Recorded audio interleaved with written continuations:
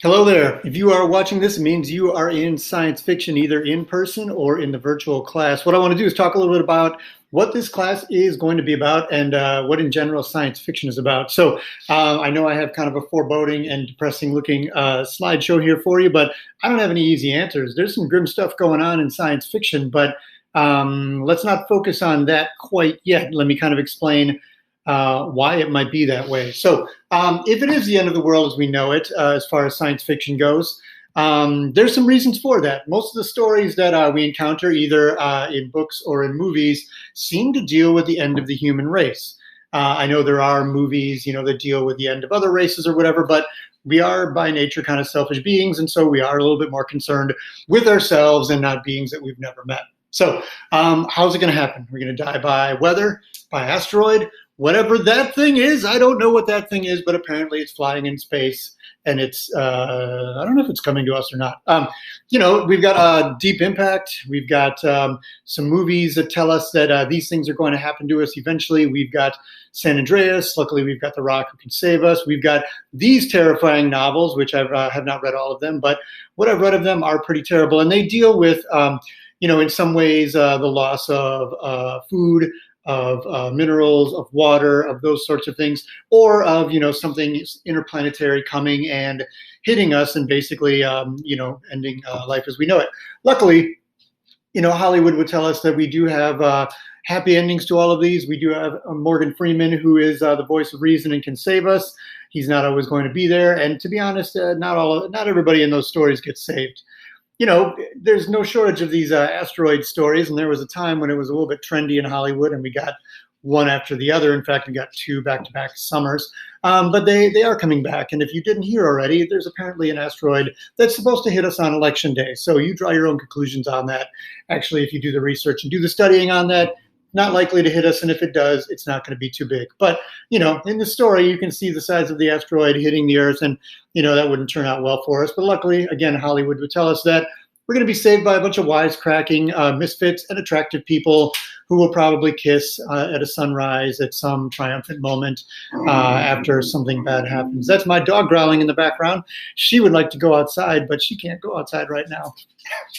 What else is going to do it here? What else could go wrong? Could it be giant bugs and aliens? Could it be any of these things? I don't know. Does anybody know this movie? Extra credit for anybody who has ever seen this movie, and my sympathies, because it is known as being one of the worst movies of all time. I'm not going to tell you, but I will ask in class if anybody has looked it up to tell me about this terrible movie. Like, it has received some awards for being so terrible that it's fun to watch knowing that it's so bad. But that being said, the unknown, there are varying degrees of different kinds of aliens, and most of the stories we have are not about friendly aliens coming here and doing good things. We have Ender's Game, where we have to, in the book or in the movie, where we're at war with this insect-based race. We've got, Avengers isn't really an alien story, but there are definitely aliens and beings from other planets, and that's kind of the point of the Avengers, is it breaks that unknown wall. And that's why some of the later movies deal with I can't believe this is galaxy wide.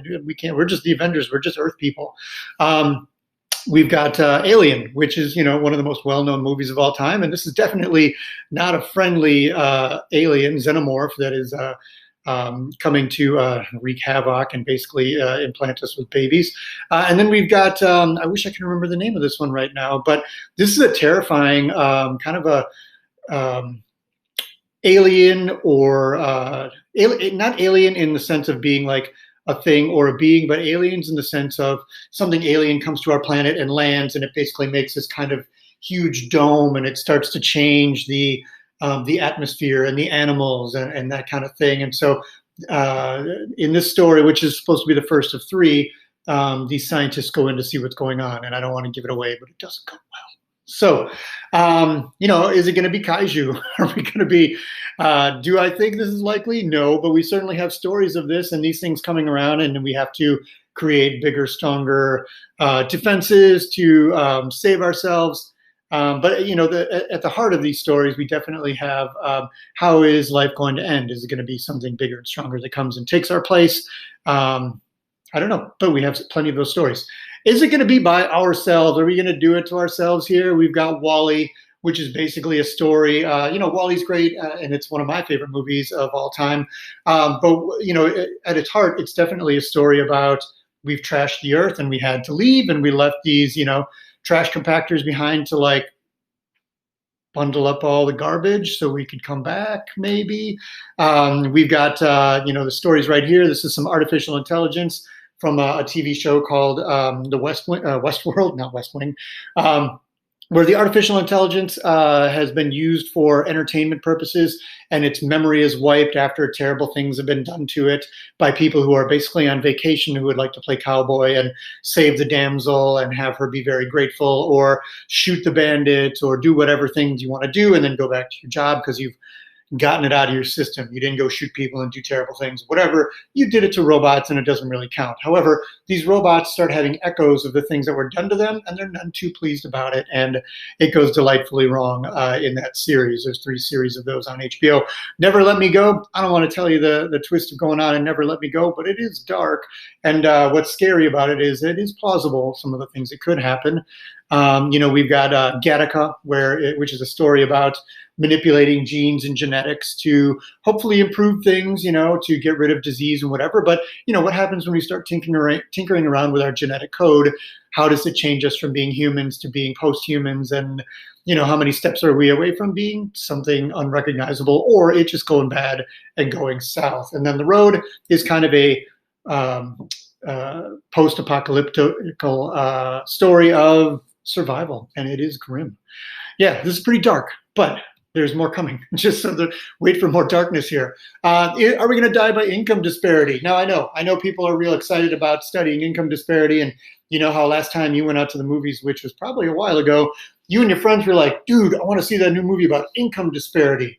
No, nobody does that, but you have seen all these movies, maybe not Elysium, but you've seen the Divergent movies, you've seen the Hunger Games, and if you haven't seen Elysium, I kind of recommend it. I kind of don't. It's kind of one of those movies that made me feel a little sad and sick during it and after it, but I was ultimately glad that I watched it. These are stories of, people having to rise up because they've had so much taken away from them, like death by 1,000 cuts, like little taxes here and there, or things being taken away, things that you work all your life to pay into a system, and then it's not there because somebody has robbed it, and then they point at you as if you're the problem because now they have all the power. These are stories about that, and it's not exactly science fiction, but it is kind of social science fiction because it is speculative fiction of this is what could happen. And of course, this one has Matt Damon in a bodysuit, exoskeleton type thing, which is science fiction enough for me. Is it going to be by artificial intelligence? We're going to spend a good amount of time talking about AI because it is pretty exciting, but ultimately terrifying at the same time.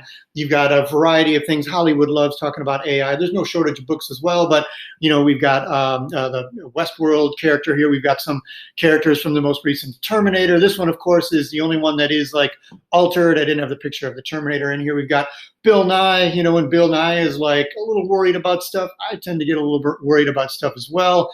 We've got the Terminator here. We've got a movie called War Games, which is where a guy uses his phone and his dial-up modem to hack into the government, and he wants to play games like chess and poker. And then he's like, I think I'd rather play global thermonuclear war. And he ends up starting a global thermonuclear war. It is an older movie. It is kind of Cold War era scary, but I think some of it has aged pretty well. And then you've got some of the more interesting and I think famous robots, replicants throughout time. You've got Roy Batty, who we'll watch in Blade Runner. We've got Dave, who deals with an artificial intelligence. He himself is not one. In 2001, we've got, I forget her name in the movie, which name is eluding me right now. And then, of course, the Terminator, who, in a study of the most amazing and terrifying characters of all time, is one of the only characters to show up on both of them. So that tells you something about artificial intelligence and robots, that we are both intrigued by them and afraid of them. How else could we die? Oh, yeah, there's the pandemic, possibly. I don't mean the pandemic right now, although people are dying worldwide of it, to be certain. But, the idea of I don't think exactly zombies is science fiction, but the idea of being kind of a post-human, something different than we were.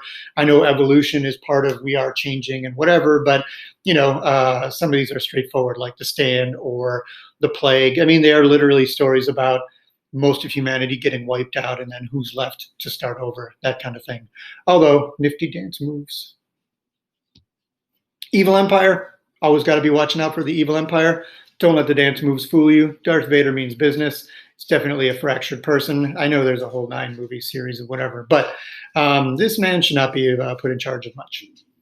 Or, there's also the possibility that none of this is real. Maybe we are in the Matrix. Maybe there is no spoon. Maybe this is all just a dream and we're all interacting, and maybe it's a video game. Maybe, as Elon Musk is explaining, maybe what's happening is that, if you think of the rise of video games, you think of Pong back in the day, and now you think about photorealistic, immersive, haptic type suits. If you've seen Ready Player One, like the idea of being able to go in and be immersed and whatever, how long is it before we raise the bar of the reality of those to the point where we prefer the virtual world to the real world, to the point where we level it up once again, where we can't necessarily tell the difference? If you think about a movie like Inception, where the people are put into dreams and they're so real they don't know their dreams, would you know that you're in a dream right now? I know you may be thinking like, no, this wouldn't be a dream. This wouldn't be the dream I choose, but maybe you have no choice over it. The story of The Matrix kind of gives you sort of an idea of it. I know it's far-fetched, but the theory behind it is pretty good. And then this one right here, one of my favorites. I know I have a lot of Arnold Schwarzenegger in here, but this is from a story called We Can Remember It For You Wholesale, which is about a guy who can't afford to go on vacation. And so he pays 1/10 of the price to get the memory of the vacation implanted in his head. Because do you really know what you did this past summer? Do you remember the last road trip you took? How would you know if you were just implanted with the memory of sitting in a car and running out of battery and then your headphones die and whatever happens and you went to that place with the giant cow and the distance and you took a picture by it? Maybe none of that happened. Maybe you just have a memory implanted of that and nothing you've ever done is actually real. Can you prove otherwise? Can you? Okay, let me get to the point here. What's so special about life that makes us so afraid to lose it? Because all of these science fiction, which is not exhaustive of everything, but you got to admit, that's a lot. That covers a lot of science fiction, most of it that I can think of. And most of those deal with not necessarily just the end of humanity, but like a change to it that we don't want, right? So what's so special about life that makes us afraid to lose it? Science fiction is not about these things that I just talked about, which I know seems to defeat the purpose of what I've just talked about. But science fiction isn't about the aliens. It's not about the robots. It's not about space. It's not about computers, AI. It's not about Scientology, whatever that is, or religion in general. It is about us. Excuse me. It is about how we react to the aliens, how we react to the artificial intelligence, how we react to being in space or things coming from space or the computers or a pandemic or Scientology or whatever. Like whenever something challenges what you believe and your way of life, people have many different ways of reacting to that. And if you haven't thought about it, one thing about this pandemic and the thing that we've gone through recently, it does sort of reveal who you are. And I know you, in lots of ways, we've all been under a lot of pressure and anxiety, and you do in some ways get a pass because this is not normal life. However, if you really are introspective and you think about it a little bit, how you reacted at times to the news of what's going on. I don't want to wear a mask. I'm scared of what's going to happen. What's going to happen when I get it, my grandma gets it, whatever. Like how you reacted in your heart and also to other people did say something about you, right? And there'll be lots of stories about this time in our lives. But the same is true as every one of these things that I just talked about. All of these stories are how we react to the aliens, the AI, the computers, or whatever. So the science fiction is not about those things. It's about how we react to it. Science fiction is ultimately about what it means to be human. And that's ultimately what I'm going to be asking you. I'm going to ask you this one question over and over and over again. What does it mean to be human according to this movie, this book, this article, this event in history? What does it mean to be human? All right. So I hope you're tuned in. I hope you're excited for the class because I got a lot of great material for you. So I look forward to seeing you online or in class soon. Take care.